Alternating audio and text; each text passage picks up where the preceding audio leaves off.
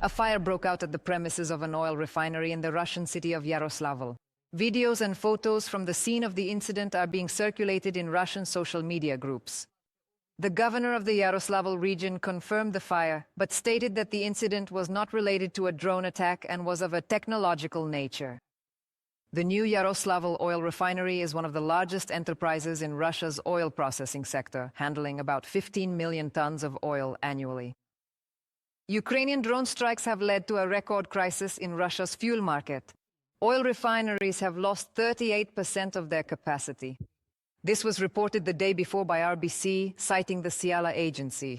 Gasoline production in Russia has decreased by 1 million tons. And the deficit in the domestic market has reached about 20% of demand. The scale of downtime at the refineries has become truly historically unprecedented. It has surpassed the record set in August as well as previous records from May 2022. According to Ciala's calculations, about 70% of the downtime was the result of drone attacks. Since the beginning of the day, 79 combat clashes have been recorded on the front line. This was reported by the General Staff of the Armed Forces of Ukraine, noting that most of the assaults were carried out by Russian occupiers. Ukraine's defense forces repelled attacks in the Toretsk, Pokrovsk, and Novopavlivka directions. More details on the situation at the front line. Stay tuned for more. The Borovy Brigade eliminated nearly 100 Russian occupiers in the Kupiansk direction over the past week. In addition, during this period, the brigade's fighters, mainly using FPV drones, destroyed more than 30 Russian army shelters, took out dozens of drones, disabled enemy radio equipment, and destroyed a heavy flamethrower system Tuas-1A Solntsepyok. And in the Siversk direction, drone operators from the Signum unit took part in repelling yet another nighttime assault attempt by Russian occupiers. At the head of the enemy column was an MTLB armored vehicle, which was stopped and destroyed by drones. The remaining Russian infantry were finished off by the same drones and by the actions of adjacent Ukrainian armed forces units. Meanwhile, in the Lyman direction, since the beginning of the day, Ukraine's defense forces have repelled attempts by Russian occupiers to break through the defenses near Kharkivka, Karpivka, Myern, Shandriholov, and toward Drobyshev. On the Pokrovsk section of the front, the Russian army tried to push back the Ukrainian armed forces in the areas of Shakhove, Vladimirovka, Mirolyubivka, Novopavlivka, Kotlin, Udakhne, and Novonikolayivka. In the Novopavlivka direction, Ukrainian defenders thwarted enemy attack attempts in the areas of Zeleny High, Voronove, Sosnivka, Novonikolayivka, and Novorihorivka. Yes, it's bigger. Yes, there are more weapons there. Yes, there are more munitions there. The Russian army is considerably larger than our own forces, but the Ukrainian army consistently demonstrates that the absolutely crucial and most vital key factor in the defense forces, the absolutely crucial and most vital key factor in any military organization, is undeniably the moral and psychological state. Our formidable army, possessing a significant moral and psychological advantage over the enemy forces, our brave soldiers profoundly understand what they are truly fighting for. They are valiantly defending their cherished homeland and its precious future. And in the Vovchansk direction in the Kharkiv region, drone pilots and artillery of the Guard Brigade of the State Border Service of Ukraine delivered a significant blow to Russian fortifications. In addition to enemy shelters, a cannon, an infantry fighting vehicle, communication equipment, and 2 Russian army drone launch sites were destroyed. 6 Russian occupiers were also neutralized. At the same time, Ukrainian military personnel from the Unmanned Systems Forces released a video showing the destruction of 4 North Korean Koksan self-propelled artillery units belonging to the Russian army. In the Luhansk and Zaporizhzhia regions, they were destroyed by drone operators from the 412th Nemesis Regiment. The Koksan self-propelled artillery system is a long-range artillery system with a 170mm caliber capable of striking targets up to 60 kilometers away. It is considered one of the most powerful artillery units at the disposal of the Russian army. The weaponry was supplied by North Korea to the aggressor country, which indicates Russia's shortage of its own equipment and large-scale losses. The current war is, first and foremost, a drone war. About 80% of Russian losses are the result of the effective work of our drone operators. Just a year ago, we stated, quite rationally, that 90% of Russian losses were the result of the effective work of our mortar crews and artillery units.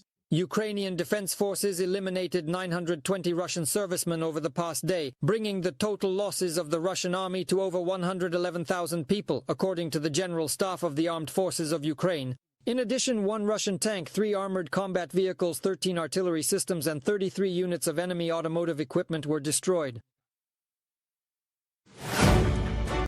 The situation. The situation at the Zaporizhzhia Nuclear Power Plant, which is temporarily occupied by Russian forces, remains unstable due to the blackout, which, I remind you, has continued for the 8th consecutive day. This was stated by the Director General of the IAEA, Rafael Grossi. He emphasized that in the event of a complete shutdown of backup systems at the plant, there could be a risk of nuclear fuel meltdown. The most recent power outage outside the facility occurred on September 23rd. At that time, the only remaining power transmission line was damaged as a result of military actions, after which the emergency diesel generators automatically kicked in. As long as the emergency diesel generators are able to provide sufficient power to maintain the main safety and cooling functions, the condition of the reactor units and spent fuel remains stable. It is very important that off-site power supply has been restored. I strongly urge both sides to cooperate with us and ensure that these important repair works are carried out. As I have repeatedly stated, neither side stands to gain from a nuclear accident. Every effort must be made to prevent this from happening. Rafael Grossi, Director General of the IAEA. Russian occupiers struck an energy facility in the Kyiv region. There is damage as a result of which part of the Chernihiv region has been left without power. Repair crews are already on site working to restore the power line. Energy workers reported that the city of Slavutish in the Kyiv region is being switched to another substation, but this will take time. Backup power has been provided for the water utility as well as for communication systems, but water for residents will be supplied on a schedule. Points of invincibility have been set up in Slavutish, where people can warm up, charge their devices, and prepare food. Russian forces also struck the Chernihiv region with an Iskander missile. As a result of the shelling, a man was killed.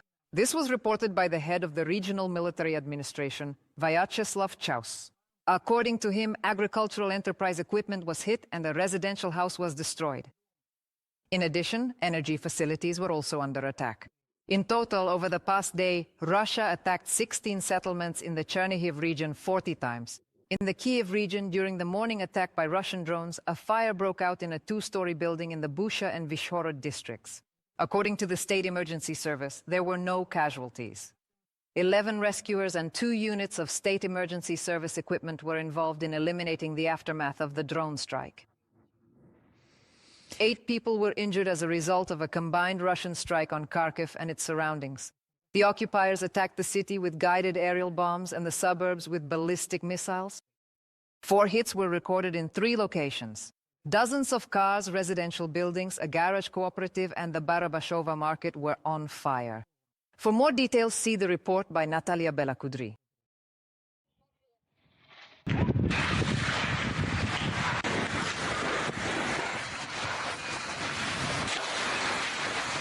The fire at the Barabashova market broke out on the night of October 1st.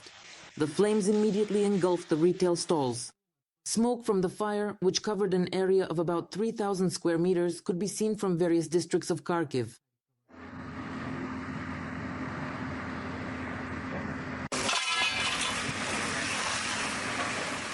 A 100 pavilions burned down completely, and just as many were seriously damaged.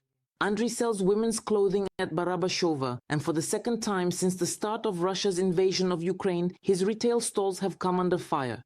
He admits that in the spring of this year, all his goods were destroyed by fire, and the losses then amounted to millions of hryvnias. And now another attack. On May 6th, it hit us. 2 of our stores caught fire. Nothing was left at all. This is already the second time. Well, basically, everything on the surface, everything that was at the edge got ruined.